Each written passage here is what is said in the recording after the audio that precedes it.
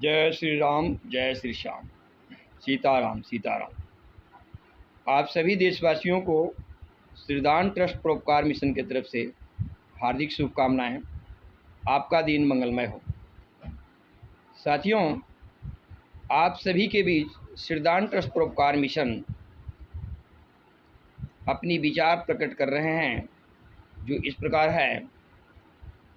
हर हिंदू, हर देश के वासी, चाहे वो किसी भी जाति संप्रदाय का हो, मेरा मानना है कि गौ माता को अपने घरों में पालन पोषण करें, उनके दूध का लाभ उठाएं एवं अपने परिवार के बीच एक खुशी और उमंग को प्राप्त करें।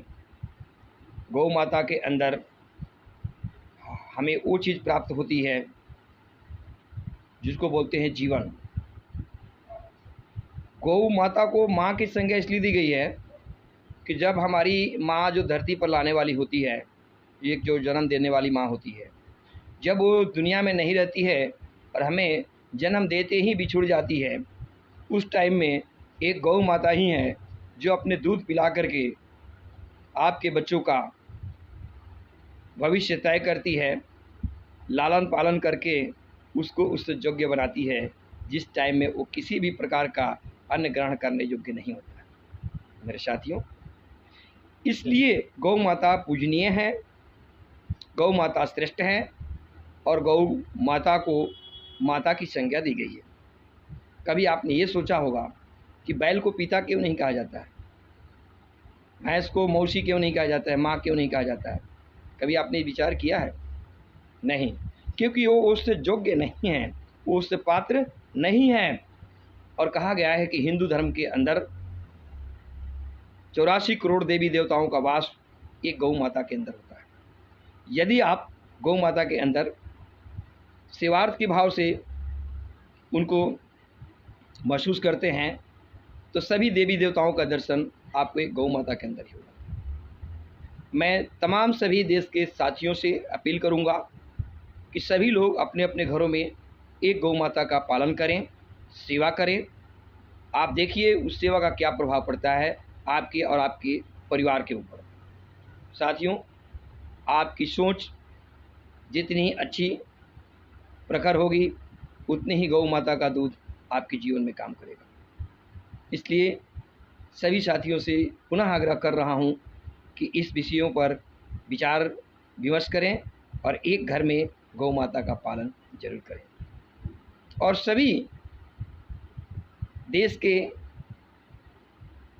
सभी सरकारों से मैं दरख्वास्त करूंगा कि गौ माता की जो स्थिति है हमारे समाज के अंदर, शहरी क्षेत्रों की मैं खासकर बात कर रहा हूं, जहां महानगर मेट्रोपॉलिटन सिटीज़ कहते हैं, वहाँ वो दर दर ठोकरें खाते हुए भटकती है, जिसकी जिम्मेवार हमारा समाज स्वयं है।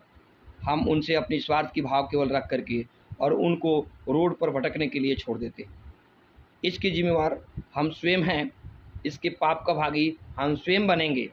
साथियों, यदि आपने ऐसा कुछ किया और कर रहे हैं तो अभी से आप सावधान हो जाइए, क्योंकि गौ माता आपका हाथ तो नहीं पकड़ेंगी, लेकिन उसके श्राप से आने वाले समय आपका अच्छा नहीं होगा। और सभी सरकार, चाहे वो केंद्र सरकार हो या राज्य सरकार हो, उनसे मैं आग्रह करूंगा कि इनके ऊपर एक नियम कानून बनाएं और गौ माता के संरक्षण देने के लिए आप नियमों के द्वारा लोगों को बाध्य करें कि लोग अपने अपने घरों में गौ माता को रखें और उनको आदर सम्मान के साथ उनका पालन करें और उनसे लाभ उठाएं। उनको चलती हुई रोड पर कचड़े खाने के लिए विवश न करें।